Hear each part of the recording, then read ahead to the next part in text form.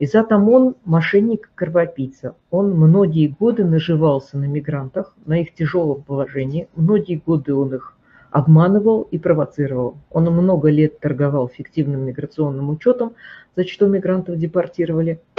И у меня есть такие обращения. И я писала по поводу этих событий в ФСБ, потому что организация нелегальной миграции в ведении ФСБ, к сожалению, его не привлекли. Говорят, у него была крыша в ФСБ. Ну вот она всплыла. Крыши, они, как правило, вот так вот и уплывают. Он был мошенником и многократно обещал людям сделать то, чего сделать категорически не мог. Освободить из тюрьмы, отменить совершенно справедливые законные выдворения, отменить совершенно справедливый миграционный учет. Он не брезговал тем, что отправлял людям фальшивые якобы решения об отмене миграционного учета, об отмене запрета на въезд, и выяснялось потом, что это фальшивки, и фальшивки были очень грубые, просто смешные. Нам в руки тоже попадали эти фальшивки.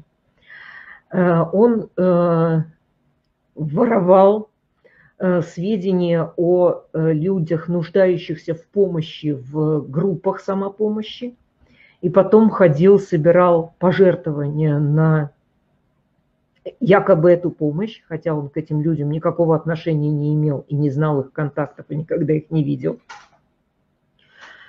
В том числе воровал сведения о Грузе-200.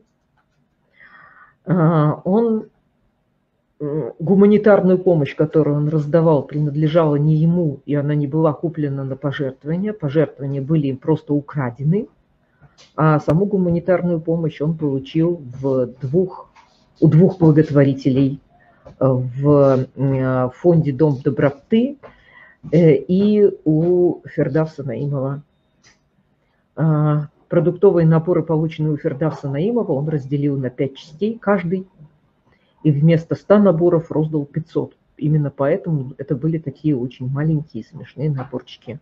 А он с вас на это деньги собирал. Он всю жизнь жил вот так, к сожалению. Поэтому он мошенник, и никогда я не буду выступать в его поддержку. Преступников не поддерживаю.